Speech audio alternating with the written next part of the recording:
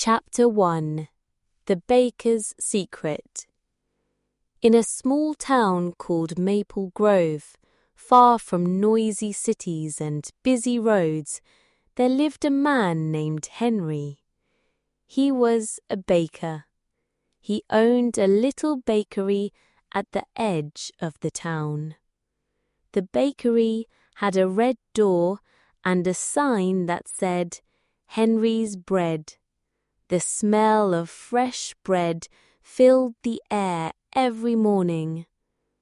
Henry was a quiet man. He didn't talk much. People in Maple Grove called him the Silent Baker. He woke up early, baked bread, and sold it to the townspeople. His bread was soft and warm. Everyone loved it, but Henry never smiled. His eyes were kind but sad, like a cloudy sky. No one knew much about Henry. He had lived in Maple Grove for many years. Some said he had a wife once. Others said he came to the town alone. No one asked him questions because he never answered. He just baked his bread and stayed quiet. One spring day, a young woman named Clara moved to Maple Grove. She was a teacher. She loved books and wanted to teach children in a quiet place. The city was too loud for her. She rented a small house near Henry's bakery. Every morning she walked past the bakery to get to the school. The smell of bread made her smile. Clara saw Henry every day. He stood behind the counter, handing out loaves of bread. His hands were strong but gentle.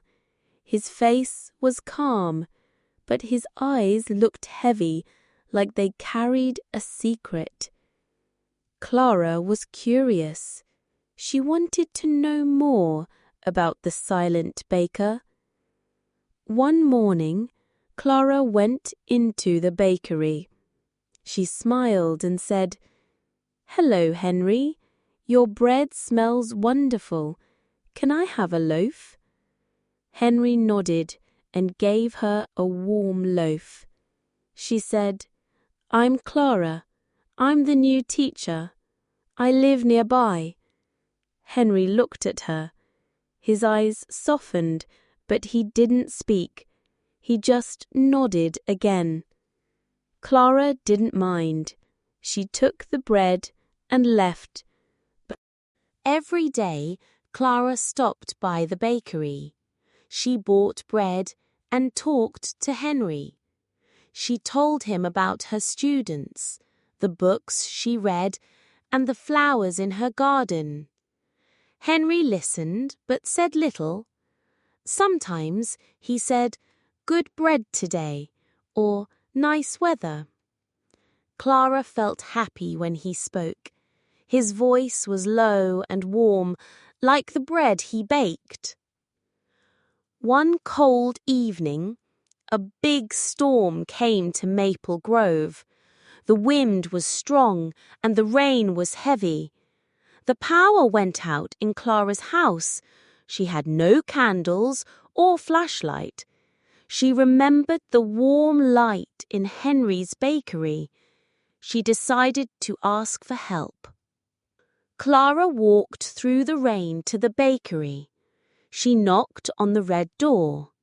Henry opened it, holding a lantern. His face looked surprised. Clara said, "My house is dark. Can I borrow a candle?" Henry nodded and let her inside. The bakery was warm and smelled of bread. Shelves were filled with loaves, and a small table had a tray of cookies. Henry gave Clara a candle. He lit it with his lantern. The light made the room glow. Clara noticed a small wooden box on the counter. It had a carving of a heart on it. She said, "That's a pretty box. Did you make it?" Henry looked at the box. His hands shook a little. He nodded, but didn't speak. Clara felt something.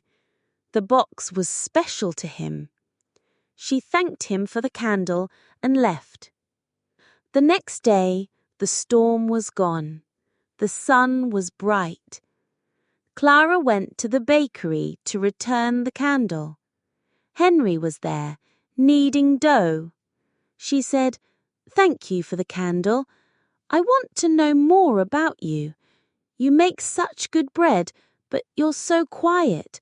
Why?" Henry looked at the dough. After a long pause, he said, "Some stories are hard to tell." His voice was soft, like a whisper. Clara's heart felt heavy. She didn't push him. She bought a loaf of bread and left. She wanted to be his friend.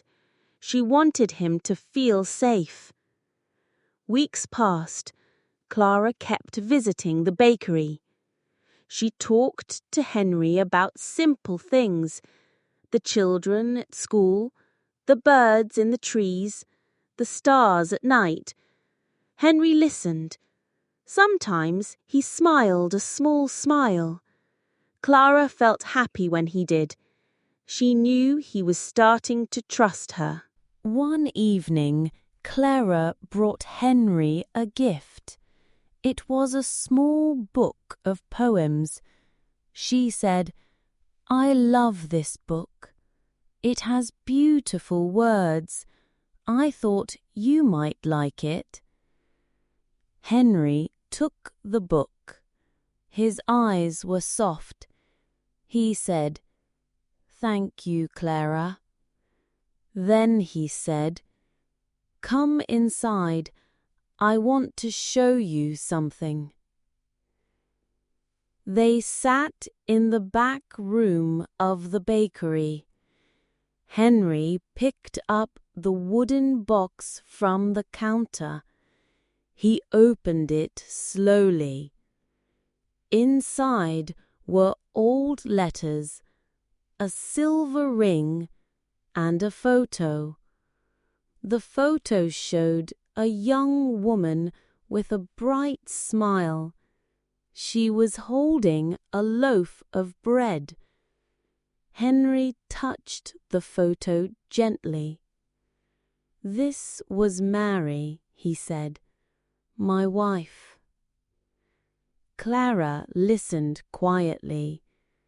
Henry's voice was low. He said, "Mary loved to bake. We opened this bakery together. We were happy. We made bread every day. We laughed. We dreamed of a big family. But one day she got sick, very sick.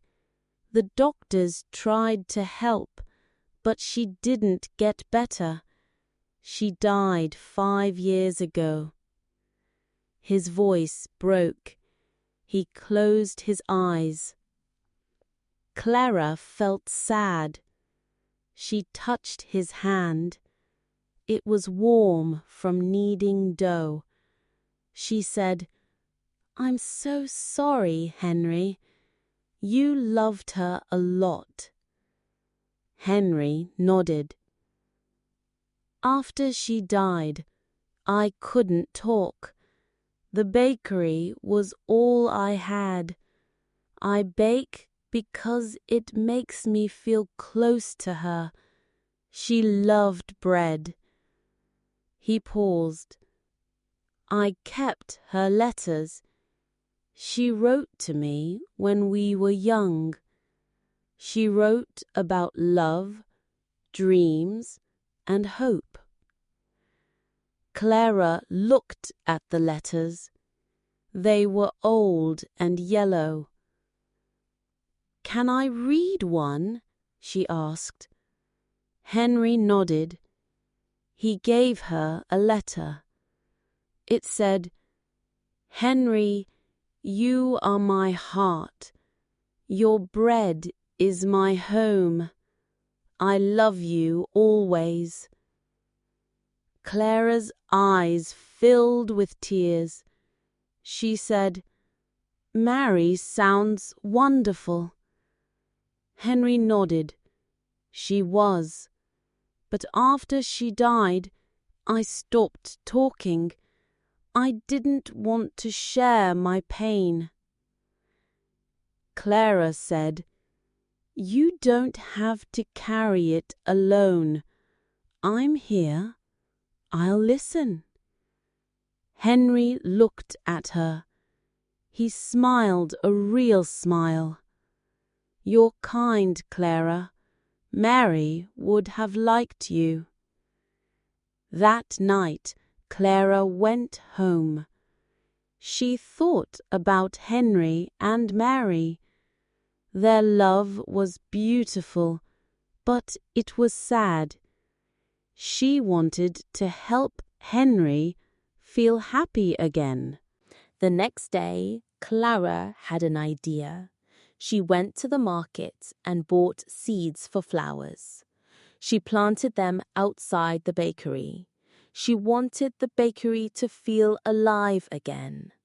When Henry saw the flowers, he was surprised. "Why did you do this?" he asked. Clara said, "Because Mary loved beauty, and because you deserve to smile." Henry didn't speak, but his eyes were soft. He helped Clara water the flowers. They worked together in silence. It was a good silence, not heavy or sad. It was the silence of friends. As months passed, Henry started to change. He talked more.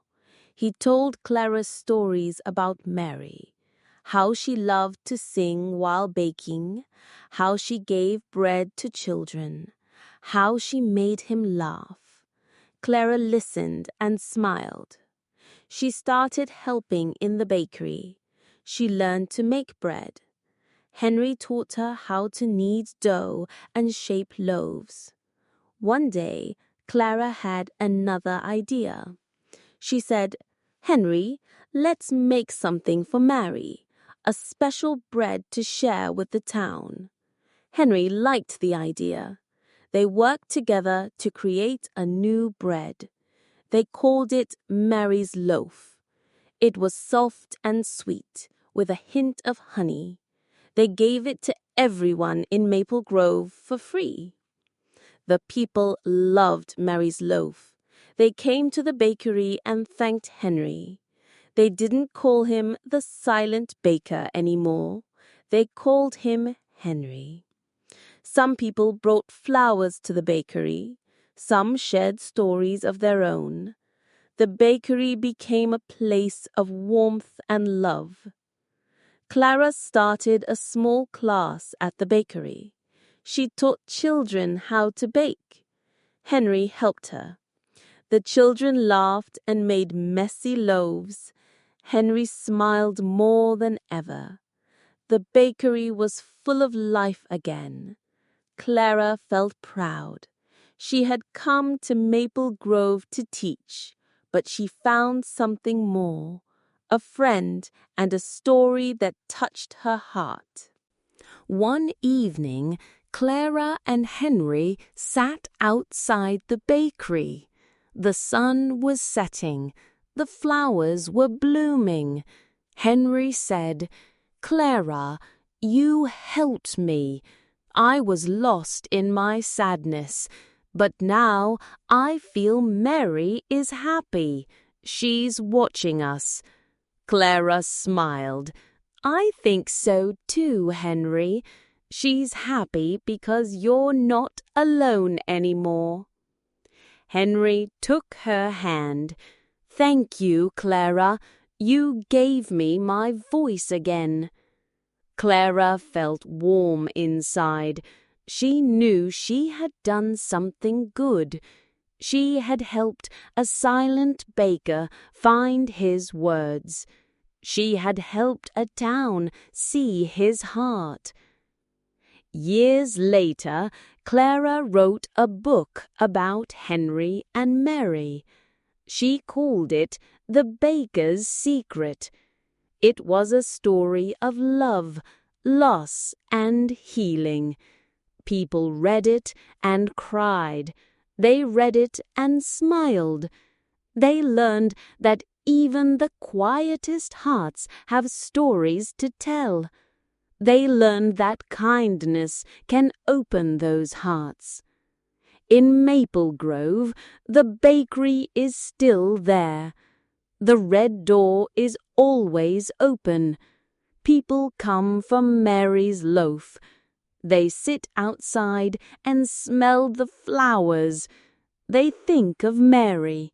They think of Henry. And they think of Clara, the teacher who brought light to a silent baker's world. The moral of the story is simple. Sometimes the quietest people carry the heaviest stories, but with kindness and time, those stories can be shared, and when they are, they can heal hearts, not just one, but many. Chapter 2 The Clockmaker's Tale. In a small town called Pine Hollow, far from the noise of big cities and crowded streets, there lived an old man named Samuel. He was a clockmaker. He owned a tiny shop with a green door and a sign that read, Samuel's Clocks. The shop was filled with clocks of all kinds, big ones, small ones, wooden ones, and metal ones. Every day the sound of ticking filled the air. Samuel was a quiet man. He spoke very little. The people of Pine Hollow called him the clockmaker. He fixed clocks, made new ones, and sold them to anyone who came by. His clocks were beautiful, with careful details. Everyone in town had one of his clocks. But Samuel never smiled. His hands were steady, but his eyes were sad, like a lake under a grey sky. No one knew much about Samuel. He had lived in Pine Hollow for over 30 years. Some said he had a daughter once. Others said he came to the town alone, carrying only a bag of tools. No one asked him questions because he never answered. He just worked on his clocks and stayed quiet. One autumn day, a young woman named Alice moved to Pine Hollow. She was a writer. She loved stories and wanted a peaceful place to write her first book. The city was too loud for her, with cars honking and people rushing. She rented a small house near Samuel's clock shop. Every morning, she walked past the shop to buy coffee at the town cafe.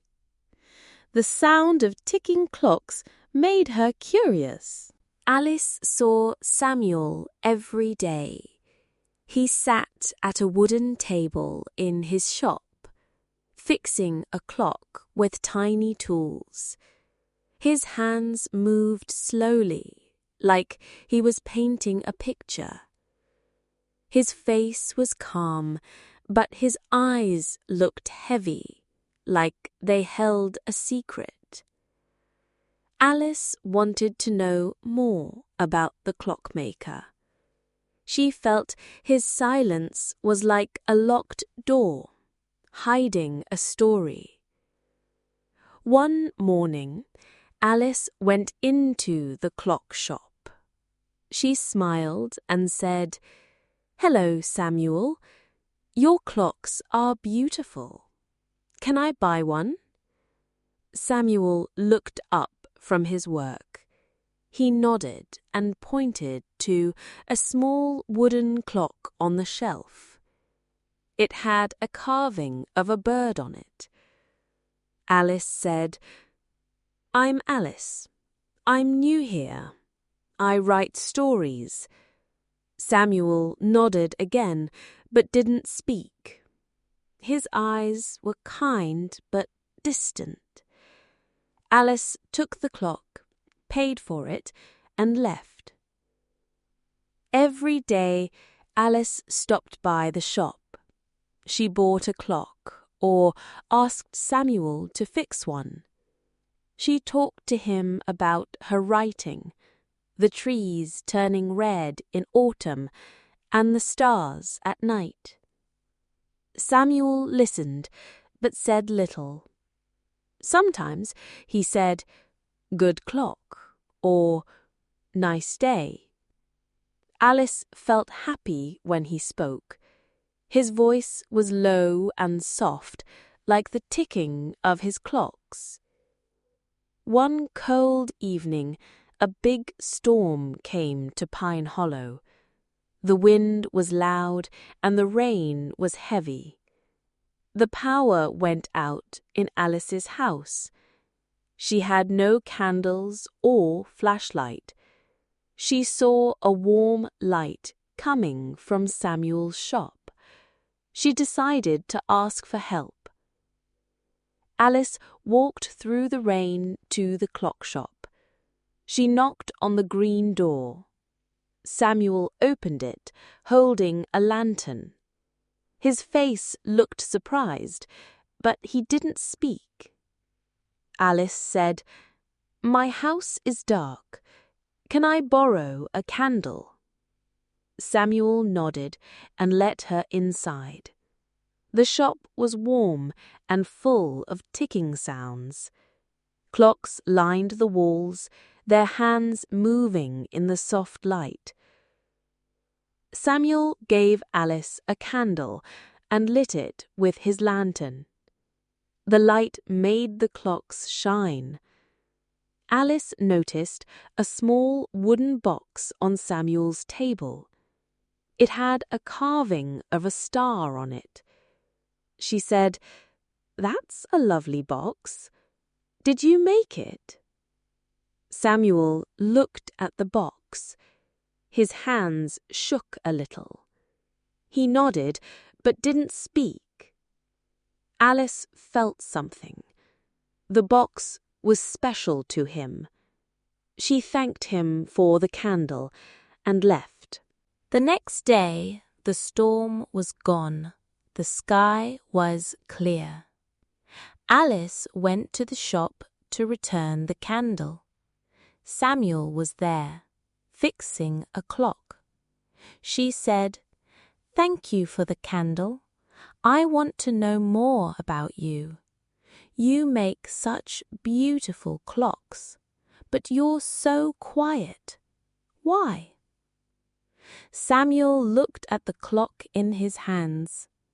After a long pause, he said, "Some stories are too heavy to tell." His voice was soft, like a whisper. Alice's heart felt heavy. She didn't push him. She bought another clock and left. She wanted to be his friend. She wanted him to feel safe. Weeks passed. Alice kept visiting the shop. She talked to Samuel about simple things: the children playing in the town square, the smell of coffee at the cafe, the sound of leaves falling. Samuel listened. Sometimes he smiled a small smile. Alice felt happy when he did. She knew he was starting to trust her. One evening, Alice brought Samuel a gift. It was a notebook with a leather cover. She said, "I write my stories in a notebook like this. I thought you might like one." Samuel took the notebook. His eyes were soft. He said, "Thank you, Alice." Then he said, "Come inside. I want to show you something." They sat in the back room of the shop. Samuel picked up the wooden box from the table. He opened it slowly. Inside were old letters, a small necklace, and a photo. The photo showed a young girl with a bright smile. She was holding a tiny clock. Samuel touched the photo gently. "This was Lily," he said. "My daughter." Alice listened quietly. Samuel's voice was low. He said, "Lily loved clocks. She helped me in the shop when she was little. We made clocks together. We were happy. We laughed. We dreamed of traveling the world. But one day she left. She was only 18. She wanted to see new places.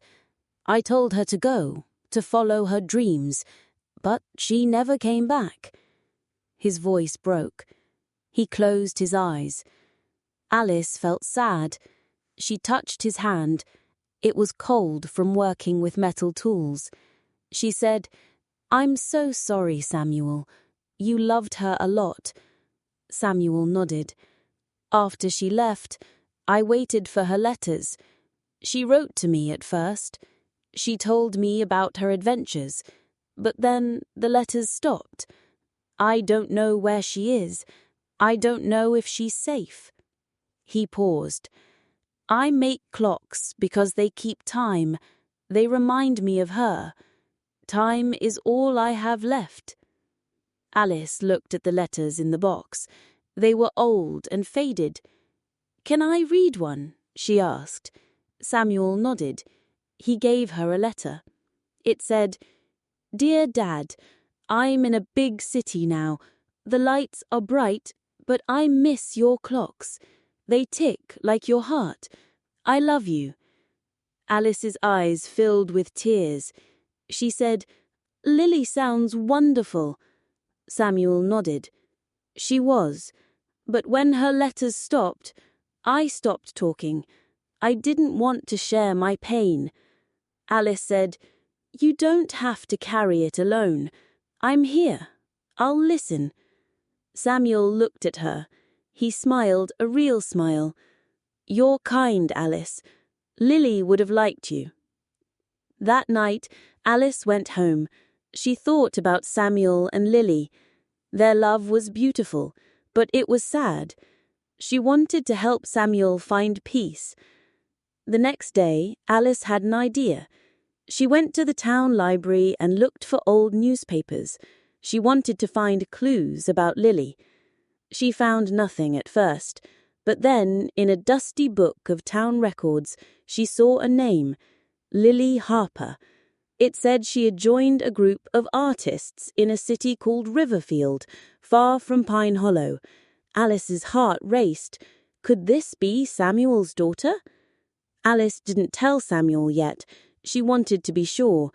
She wrote a letter to the artist group in Riverfield. She asked if they knew a woman named Lily Harper. Weeks later, she got a reply.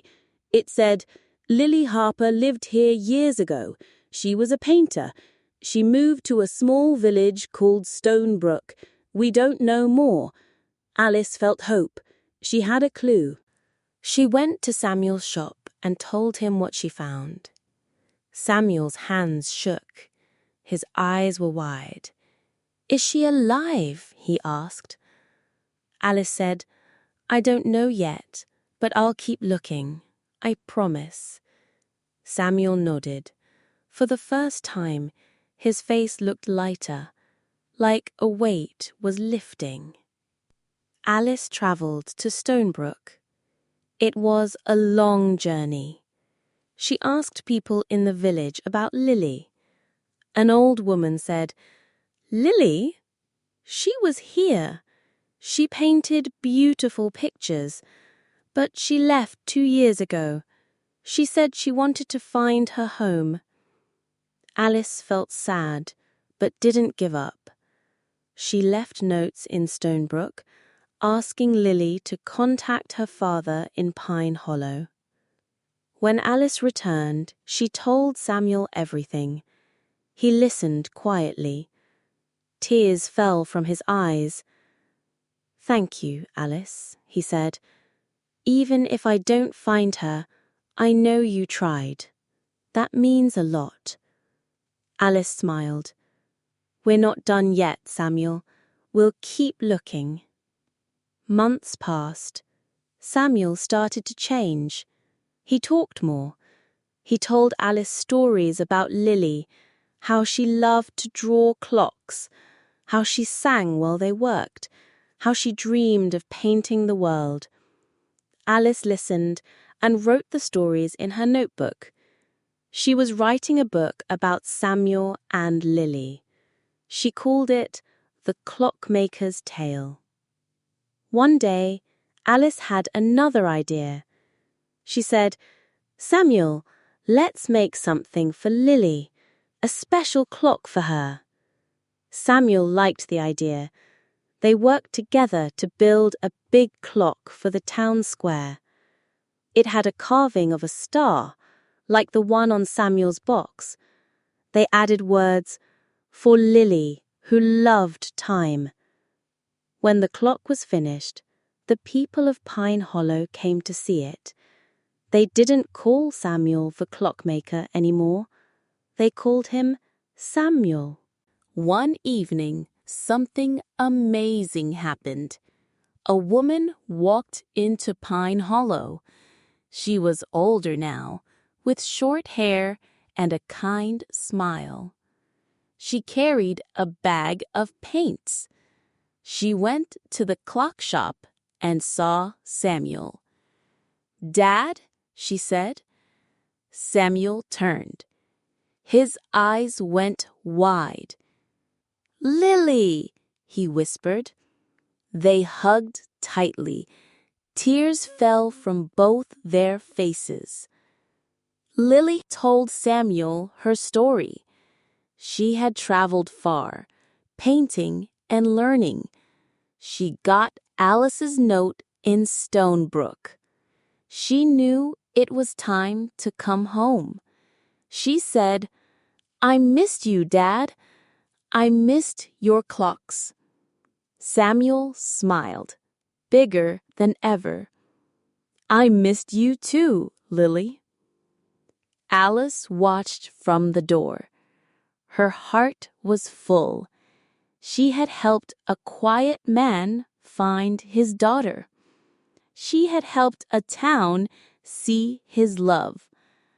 The clock in the square ticked loudly, like a heartbeat.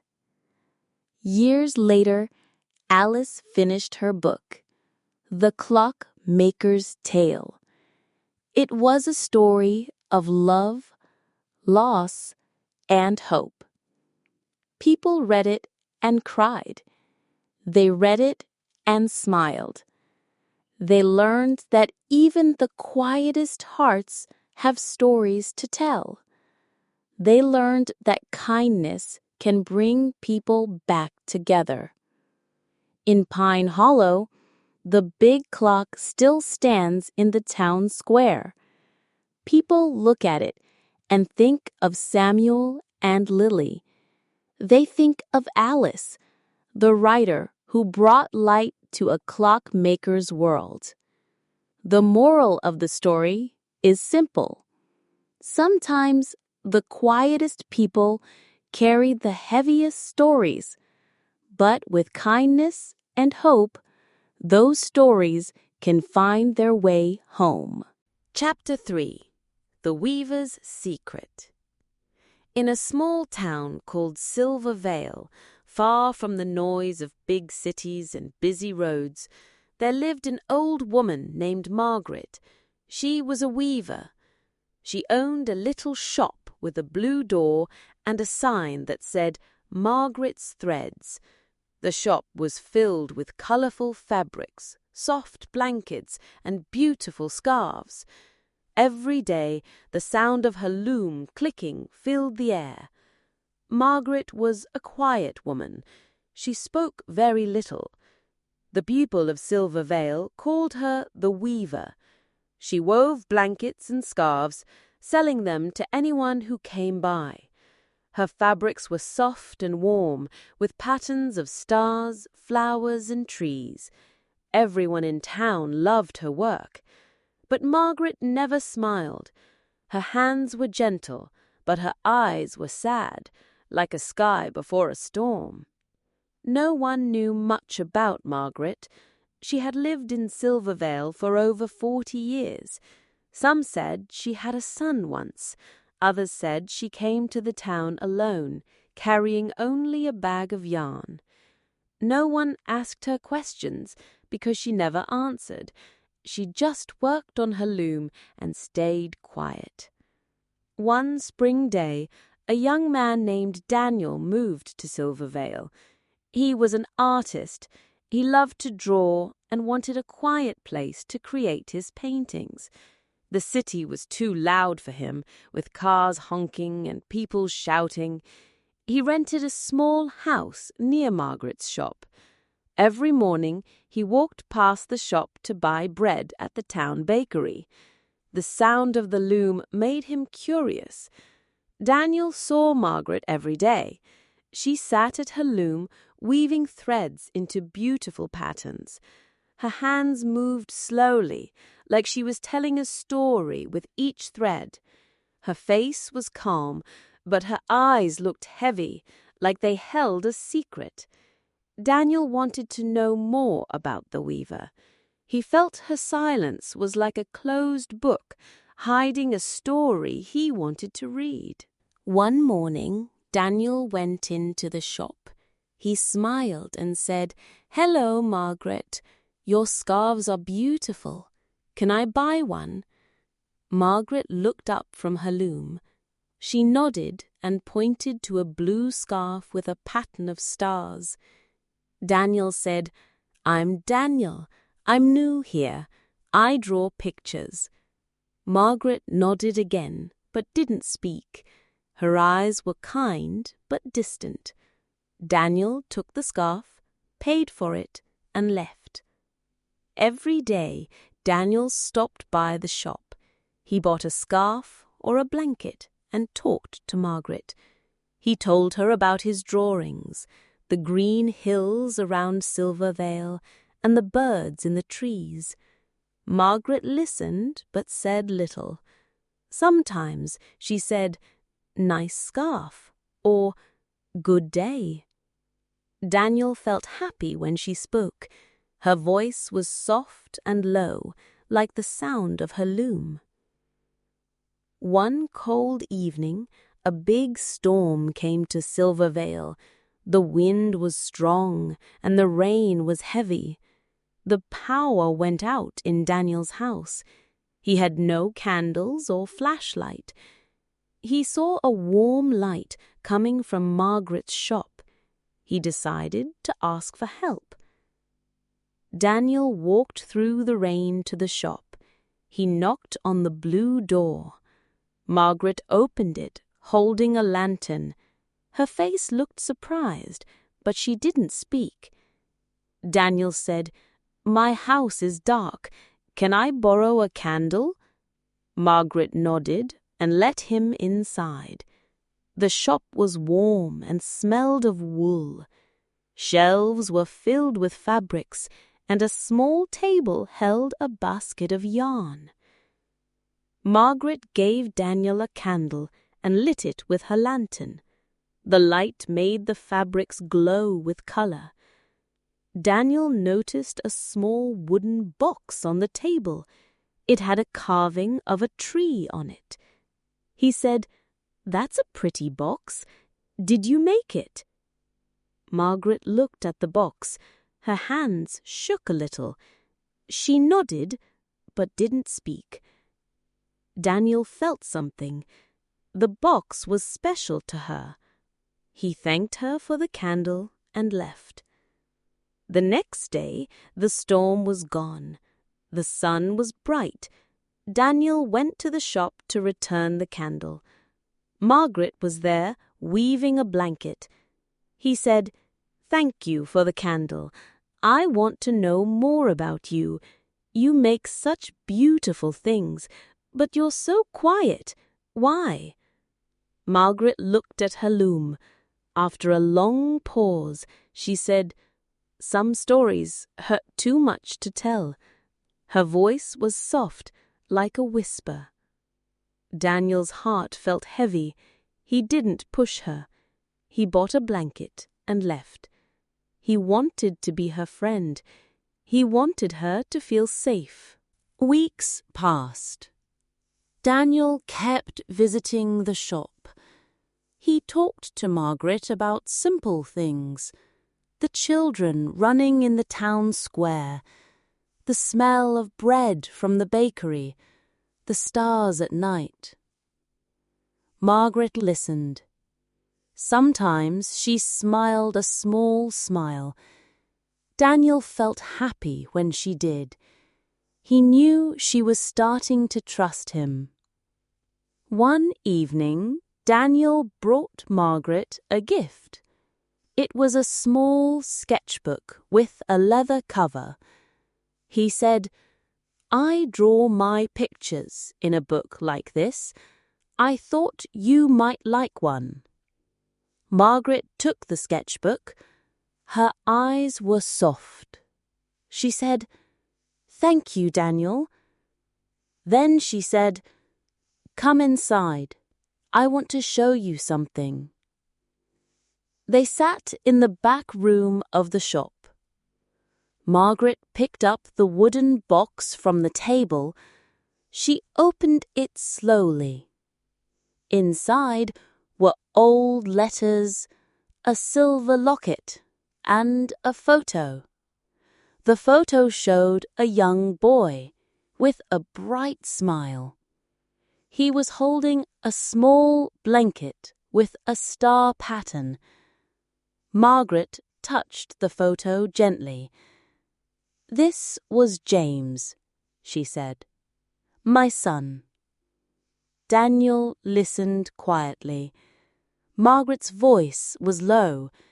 She said, "James loved to help me weave. He was only 10 when he got sick, very sick. The doctors tried to help, but he didn't get better. He died 20 years ago." Her voice broke. She closed her eyes. "After he died, I couldn't talk. I wove blankets to feel close to him. He loved the stars. I weave stars for him." Daniel felt sad. He touched her hand. It was cold from working with yarn. He said, "I'm so sorry, Margaret.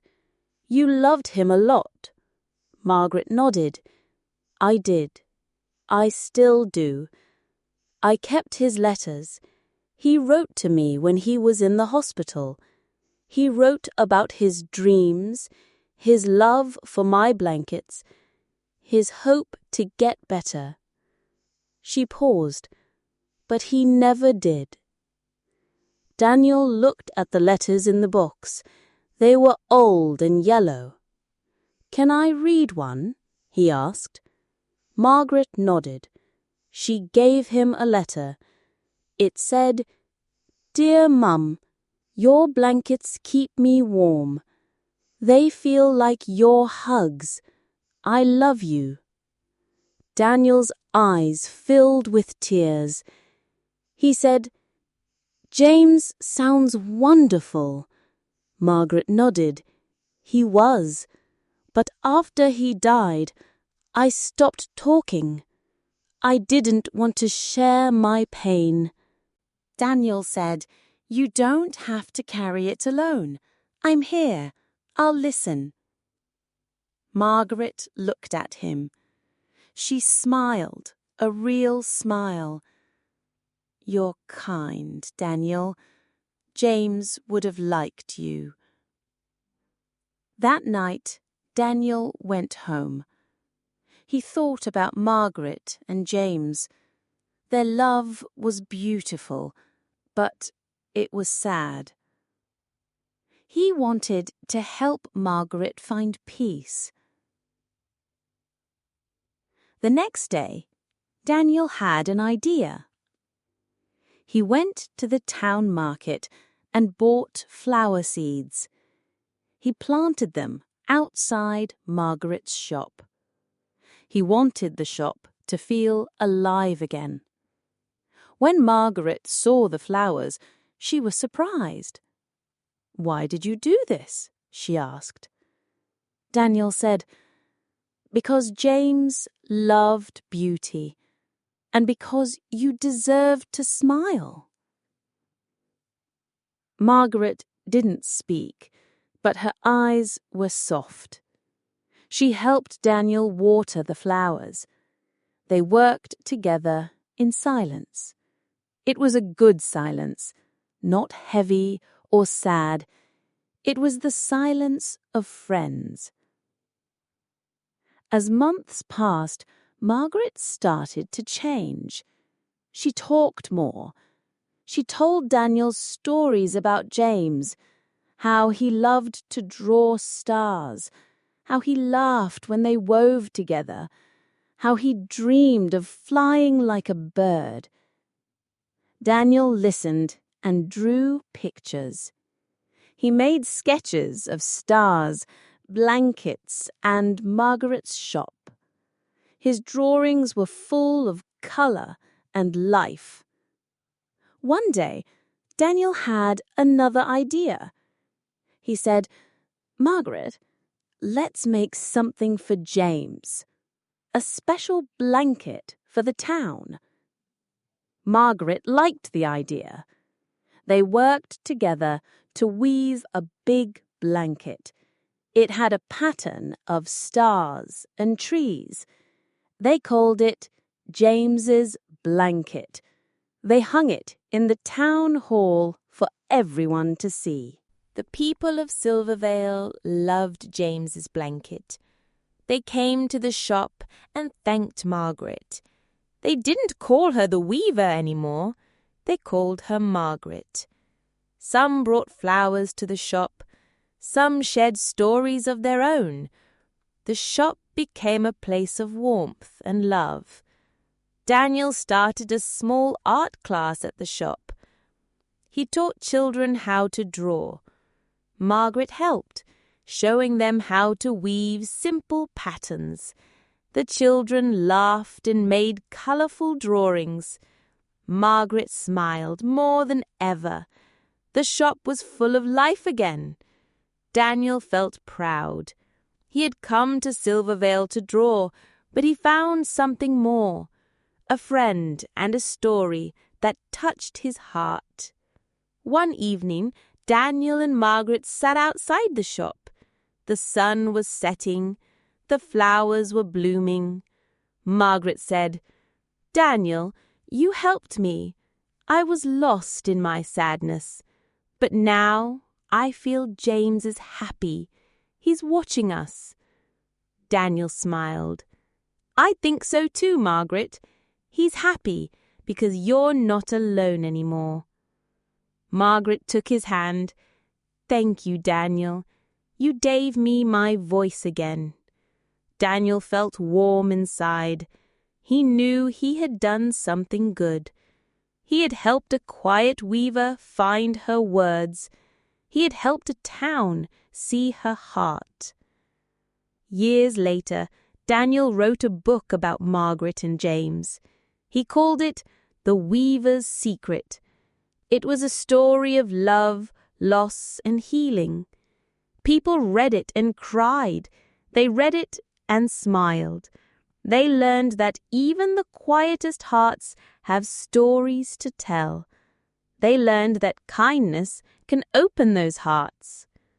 In Silvervale, the shop is still there. The blue door is always open. People come for Margaret's blankets. They sit outside and smell the flowers. They think of James. They think of Margaret. And they think of Daniel, the artist who brought light to a weaver's world. The moral of the story is simple. Sometimes the quietest people carry the heaviest stories. But with kindness and time, those stories can be shared. And when they are, they can heal hearts, not just one, but many.